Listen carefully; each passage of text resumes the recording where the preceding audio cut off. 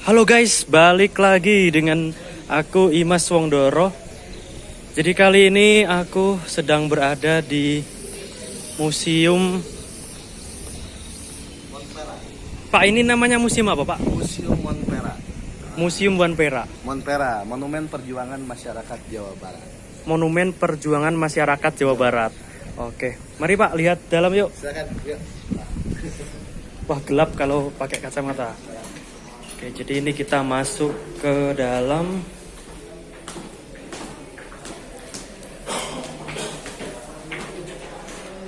Kita disambut ada patung sama foto-foto para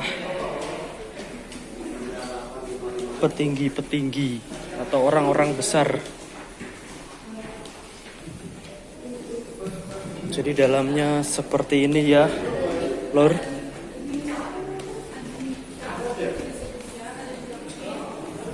Ini ada manekin tentara angkatan darat.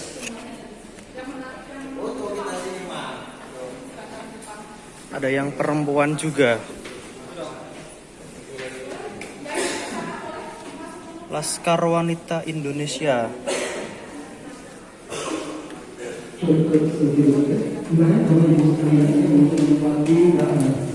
kursi pengamatan perempuan ya supaya nanti diperlukan dulu. Kemudian kursi masih masih masuk bapak ibu sekalian, silakan untuk biasa ya diisi aja dulu ya buat nanti didokumentasikan. Boleh, silakan Mas.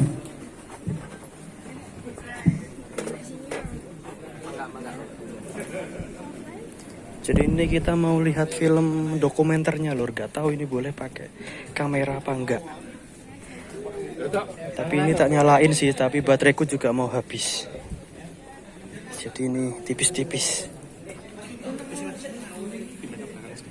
Oh, monggo Mas.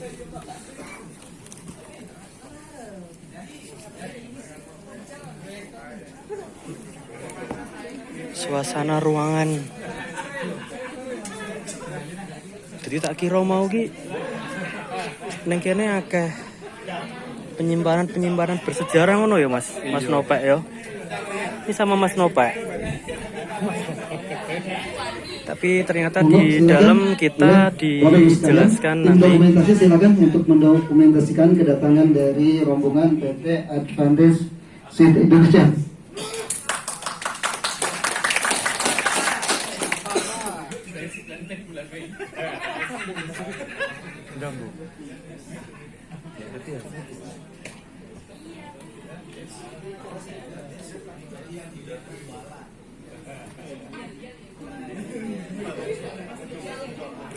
Oke seluruh gitu dulu. Nanti saya jelaskan tipis-tipis mengenai isi dari acara ini.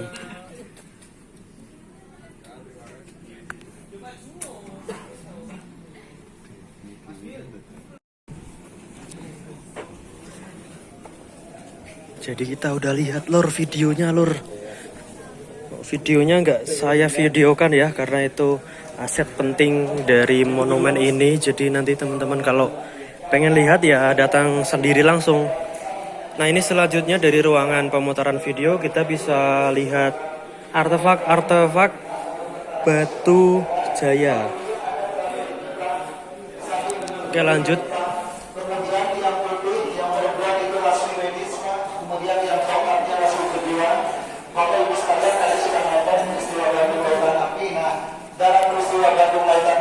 Ketika ada para prajurit atau tentara yang sakit, terluka, berdarah, tertembak, langsung yang medis yang mengobati. Di samping itu juga ini bertugas di dapur umum untuk menyiapkan makanan dari para prajurit pada saat itu. Kemudian yang coklat langsung medis, langsung yang langsung membantu kaum laki-lakinya atau pria untuk melakukan pertempuran atau perlawanan terhadap musuh. Ya. Kemudian ini seragam tentara tentara kita yang dilatih perangnya sama Jepang. Silakan Bapak Ibu sekalian ada dua ya. Kemudian ini uniform seragam polisi Sumela, seragam polisi Sumela, kemudian TKN. Nah, dalam peristiwa yang tadi ketika terjadinya arus pengungsian dari Kota Bandung ke Bandung Selatan, tentara keamanan rakyat inilah yang mengawal terjadinya arus pengungsian. Ini seragam yang digunakannya, seragam TKR, tentara keamanan rakyat. Kemudian seragam TNI, Bapak Ibu sekalian, sebelum menjadi ABRI, namanya dulu TNI dulu, berubah jadi ABRI, baru sekarang TNI. Sehingga bakal dari seragam TNI ya. Kemudian ini seragam tentara Belanda ya. Jadi ini sebagian koleksi yang ada di Museum Monumen Perjuangan Rakyat Jawa Barat. Ada 12 koleksi uniform atau baju baik yang digunakan tentara kita atau tentara langsung. Mungkin itu yang bisa saya sampaikan ya.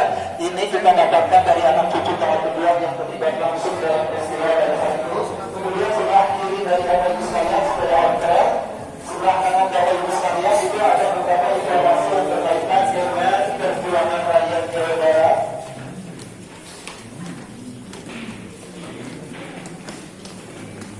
Ada perundingan-perundingan batu di Kuningan, perjalanan beranda kepada peristiwa rawat dengan Stekor di Karawang, peristiwa Bojong kebebasan di Sukabumi, rawat kedua di Karawang, serta konferensi Asia Afrika di Bandung. Kita masuk ke peristiwa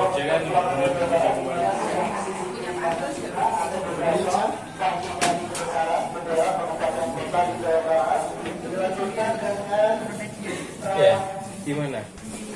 Rangka manusia prasejarah atau fosil manusia kuda yang ditemukan di Papua, daerah Padalarang, Pak. Jadi di dalam gua itu ditemukan 7 rangka seperti ini, 5 dalam keadaan hancur, 2 masih utuh. Yang utuh pada saat ditemukan posisinya seperti ini ya. Kemudian kenapa dikatakan gua atau manusia pawon? Karena pada saat ditemukannya juga ditemukan beberapa sisa-sisa alat dapur yang biasa mereka gunakan pada saat itu. Jadi untuk lebih memperbeda, menamainya dikatakan sebagai manusia pawon. Kemudian di bawahnya juga ditemukan beberapa sisa-sisa perhiasan sebagai manik-manik ya, yang berasal dari kuku binatang buas serta gigi kaniu. Jadi bukan berasal dari emas perhiasannya, tapi berasal dari kuku binatang buas serta gigi kaniu. Dari sini kita bisa memprediksi penjelajahan manusia ini sangat luas sekali, ya sangat jauh sekali. Ini berada di daerah Padalarang, tapi bisa sampai ke daerah laut, ya itu. Kemudian bisa selanjutnya kita masuk ke ruang diorama, Bapak Ibu sekalian, ya. Ruang peragaan peristiwa sejarah yang pernah terjadi di Jawa Barat. Ini ada diorama yang menceritakan mengenai operasi Pagar Betis penangkap atau Baratayuda, penangkapan gerombolan DITI di Jawa Barat ya. Sekitar tahun 60-an sekelompok orang akan mendirikan negara DITI dipimpin oleh Kartowi Suwiryo, tapi itu ditentang sama pemerintah. Kenapa? Karena kita sudah merdeka, kemudian paham aliran ini tidak sesuai dengan ideologi negara, harus ditangkap. Kemudian konferensi Asia Afrika di Bandung diikuti oleh 29 negara Asia dan Afrika di Bandung. Konferensi ini dilaksanakan karena pada saat itu dunia terbagi ke dalam 2 blok, blok barat sama blok timur, Amerika sama Uni Soviet.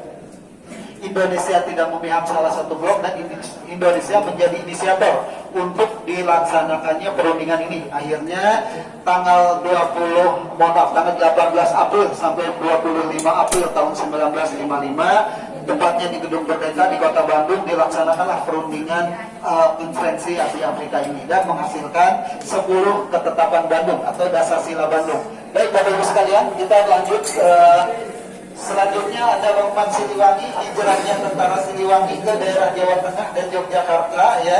Karena pada saat itu Yogyakarta akan dijadikan ibu kota kita sudah merdeka, tidak boleh ada negara lain. Akhirnya tentara Siliwangi berjalan kaki sejauh 300 km selama 40 hari dari kota Bandung ke daerah Jawa Tengah dan Yogyakarta, melewati bukit perbukitan, hutan, sungai, belantara untuk sampai di daerah Jawa Tengah dan Yogyakarta.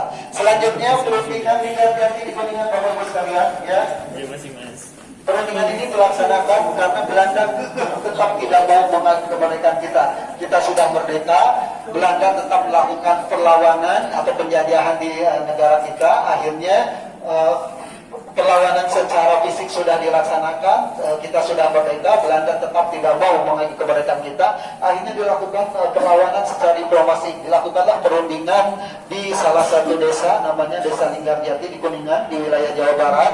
Dari perundingan ini, Belanda diwakili oleh Frankmo, kemudian Indonesia Sultan Syahrir, dan sebagai penengahnya ada Inggris, ya, England. Dari perundingan ini dihasilkan bahwa memang Belanda harus mengakui secara de facto atas sebagian Pulau Jawa, Sumatera, dan Madura. Mungkin Bapak Ibu sekalian bisa geser lagi ke yang namanya peristiwa Bandung Lautan Api, dibakarnya kota Bandung oleh warga Bandung sendiri, Bapak, ya. Kenapa? Karena pada situ Belanda akan masuk ke Bandung, ya. Yang dibakar awalnya tidak seluruh kota Bandung, tapi hanya 3 tempat saja yang diperkirakan akan direbut sama Belanda dan akan dijadikan basis militer Belanda. Apa aja itu? Pertama, gudang mesin di sekitar wilayah Dayakolot, Bandung Selatan.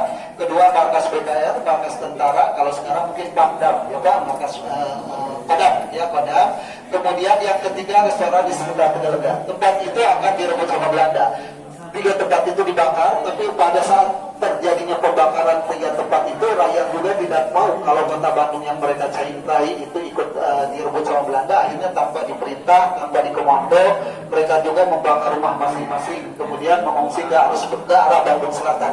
Bapak-Ibu sekalian, sebelum pasukan Belanda masuk ke Bandung, terjadi dulu penghadangan pasukan Belanda yang akan masuk ke Bandung. Itu di sekitar Bojong Kokesan, Sukabumi. Berbagai cara dilaksanakan, termasuk salah satunya, mohon maaf, menebang pohon, ditidurkan di tengah jalan, otomatis konvoi pasukan ini tersendat, macet, ya. Nah, pada saat terjadinya kemacetan ini, sama para pejuang kita itu dilempari sama bom molotov, ya. Akhirnya kocar-kacir, yang kocar-kacir itu ditusuk sama bambu runcing. Bambu runcing itu bambu yang panjang atau tingginya 2 meter, ujungnya diruncingkan, ya. Ketika mohon maaf, ujungnya juga dikasih racun buatan, yang diracik sendiri maksud saya.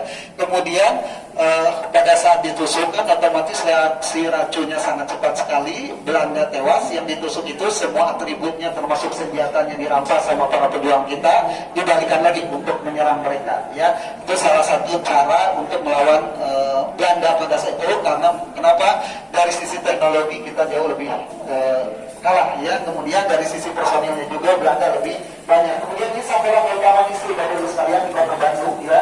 Sekolah ini didirikan, dirintis oleh Ibu Dewi Sartika. Semua murid-muridnya perempuan, berasal dari kalangan tidak mampu.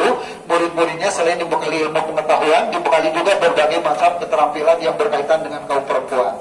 Bisa lihat di sini, Bapak, mangga difoto, silakan. Kemudian ini pembuatan jalan Charles Pangeran di Sumedang, Pak.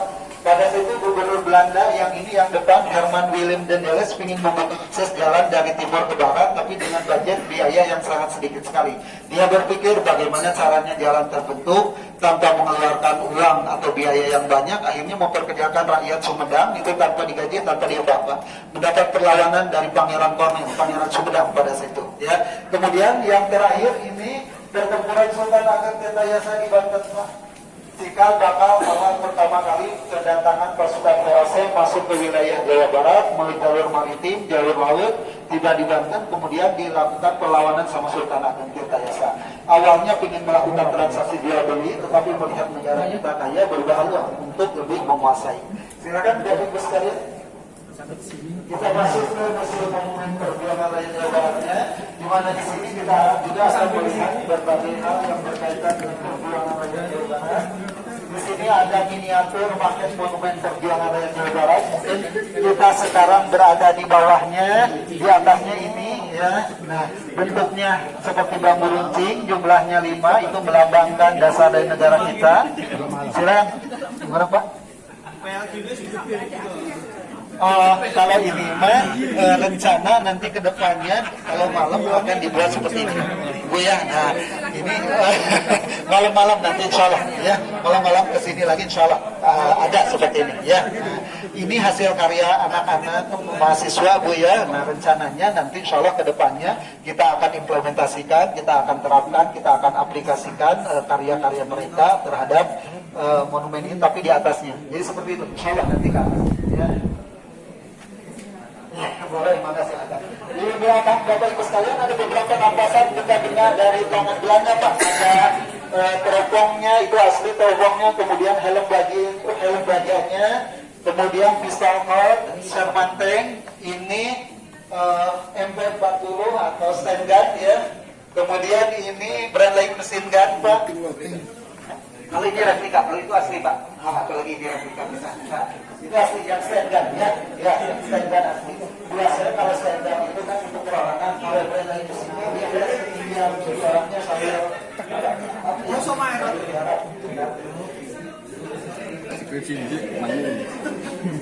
Air Ya.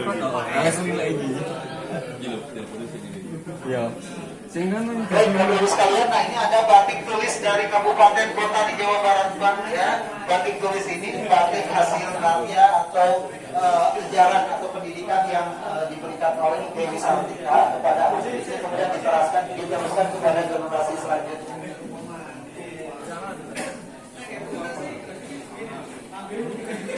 Nah ini ada kita siapa campur sama ininya ya, karena ini menceritakan ini jauh setelah Viral ya. ya, di mana pada situ ada seorang wanita tua namanya Mbak Eroh ya dari Kabupaten Tasikmalaya. Dia itu riskan atau ngeri sekali melihat perkampungan warganya kekurangan air. Nah, dia berinisiatif bagaimana caranya perkampungan warganya itu tidak kekurangan air ya. Dia tidak berbuat tapi hanya membuat saluran air dan menggunakan tetapi sebagian